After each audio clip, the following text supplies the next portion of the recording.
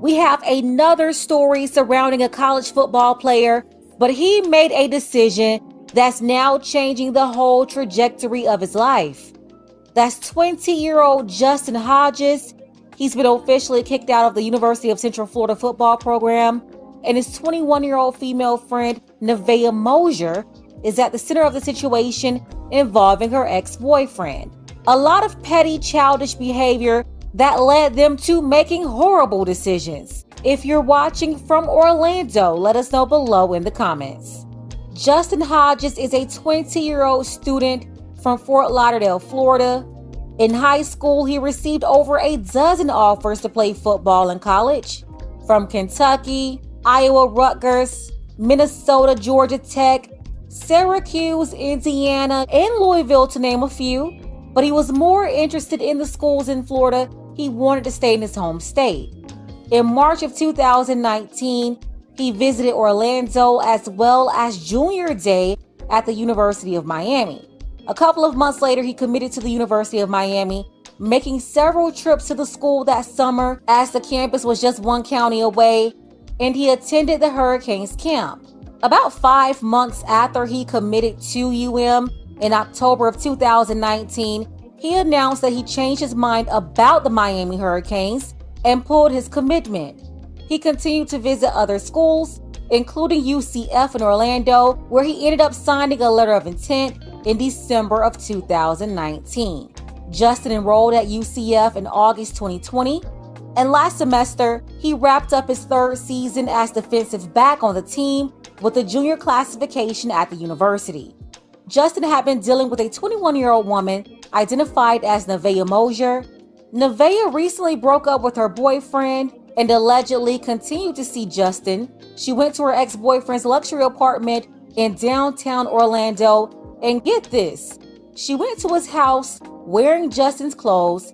It was issued by the team with Justin's name on it. Nevaeh ended up getting into an argument with her ex over her wearing Justin's jersey. The ex reportedly took the belongings and threw them out. Now, of course, the media, they are really tight-lipped about that argument that really started this whole ordeal. But Nevaeh went back and told Justin about their fight. She said she still had things over at his apartment. She told him that her ex threw out his stuff.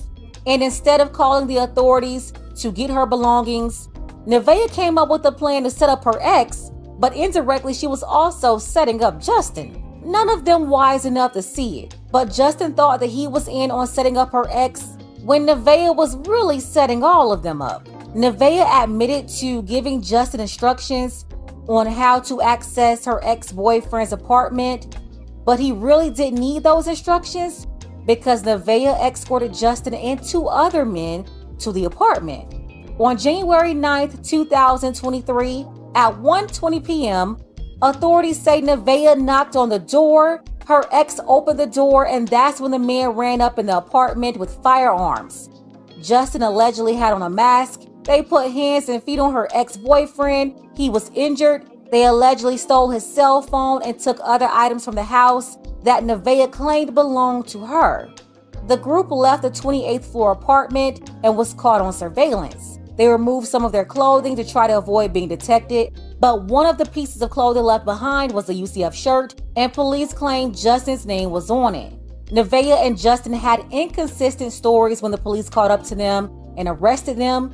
Justin claims he was only helping Nevaeh get her belongings back from her ex, but Nevaeh admitted to the police that it was a setup.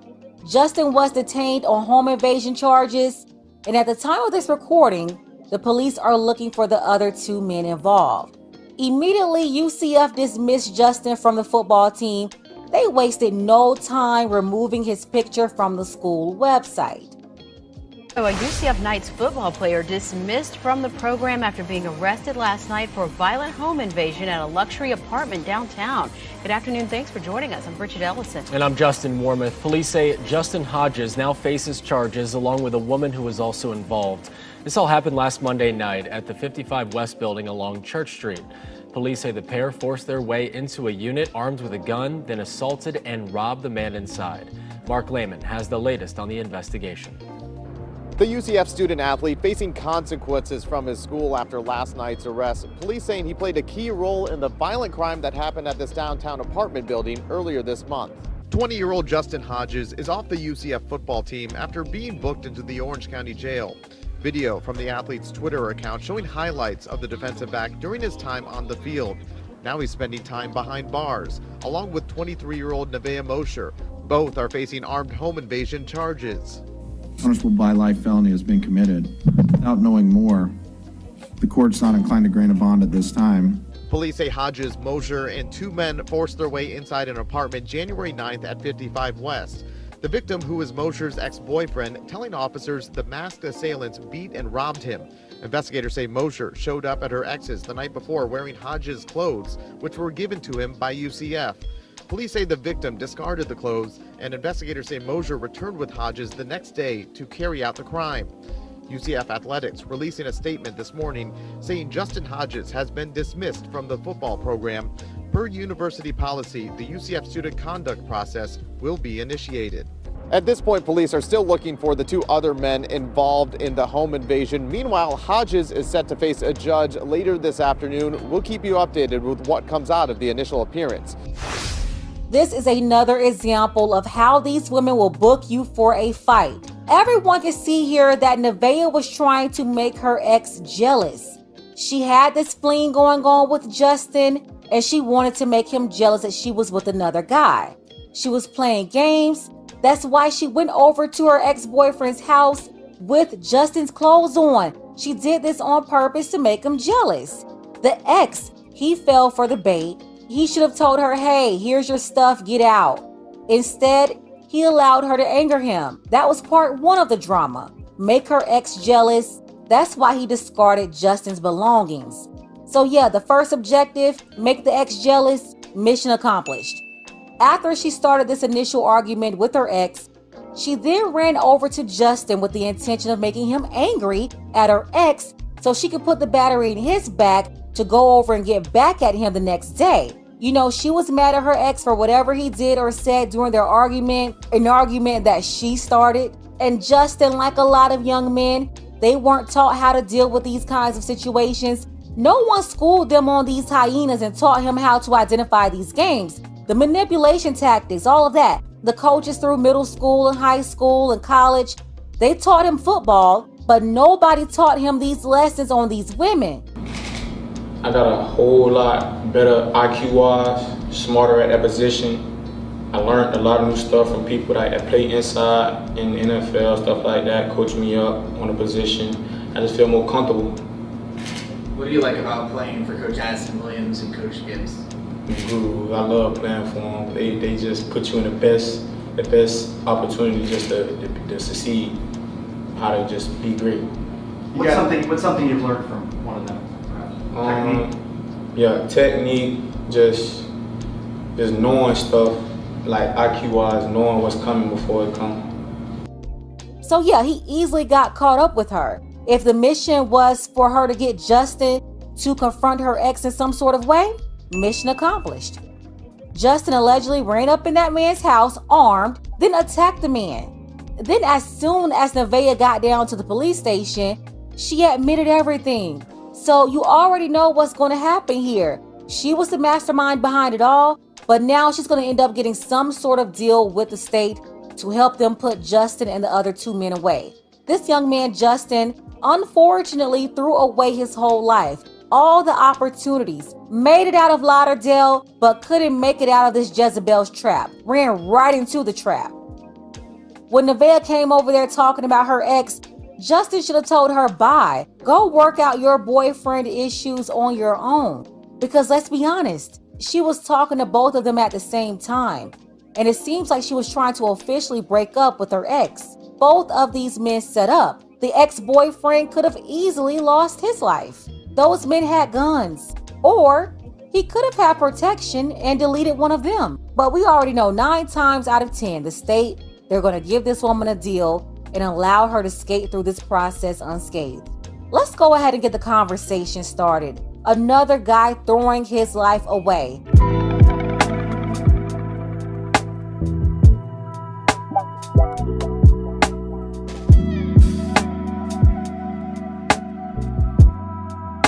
It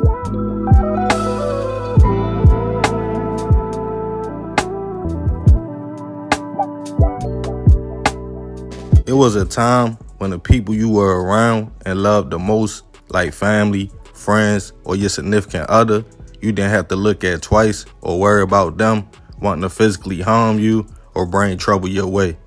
A lot of us, including myself, probably only heard about those days when you could trust your circle, because nowadays you have to be on point, watch everybody, and hope they have your best interests at heart.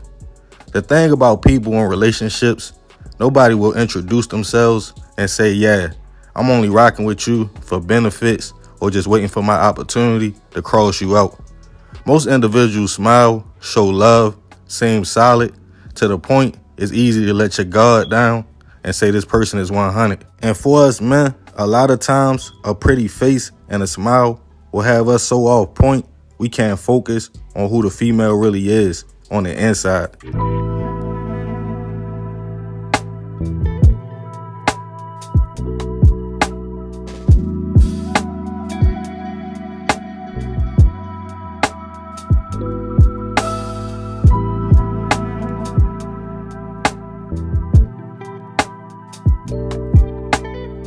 When we have love for a woman and make her our girl, I know women don't think this, but for most dudes, that's them saying, I trust you and have feelings for you.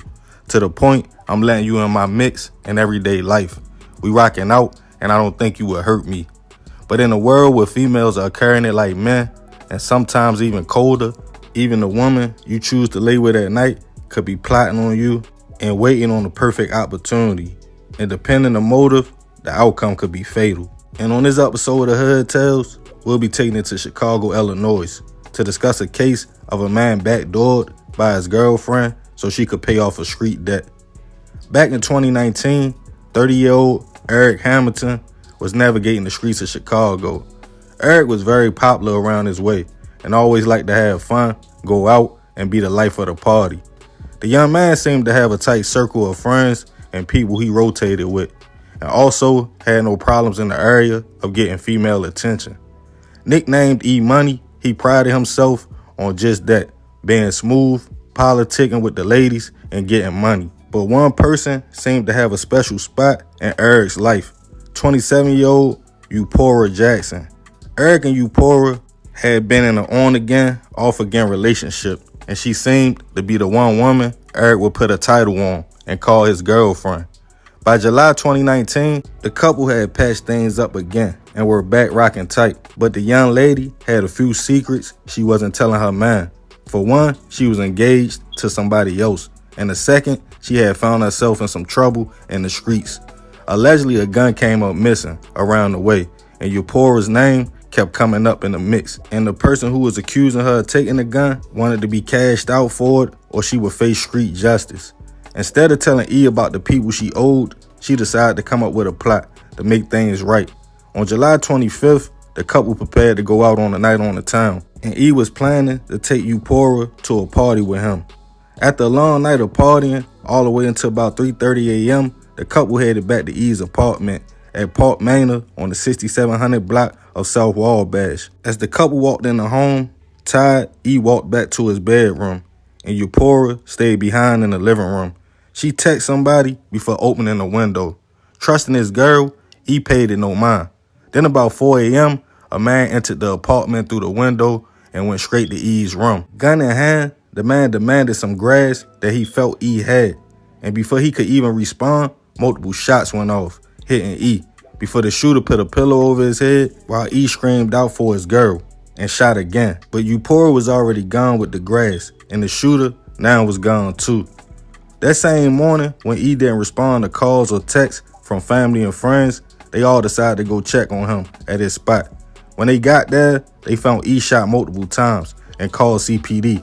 When police responded to the house, they quickly realized, unfortunately, E had already passed away from his injuries, including a gunshot wound to the middle of his head. After talking to his peoples, police discovered E was alive and well at a party just a few hours earlier. And he didn't attend the party alone. He had his girlfriend with him. Detectives searched Eupora's name on social media and felt something was off immediately. when just hours after the shooting, she posted on Facebook asking did anybody want to buy a gun. It was a 9mm, the same caliber used on the hit on E. Police quickly located the young lady and took her in for questioning. After a brief interrogation, she told detectives she owed somebody for a gun she stole.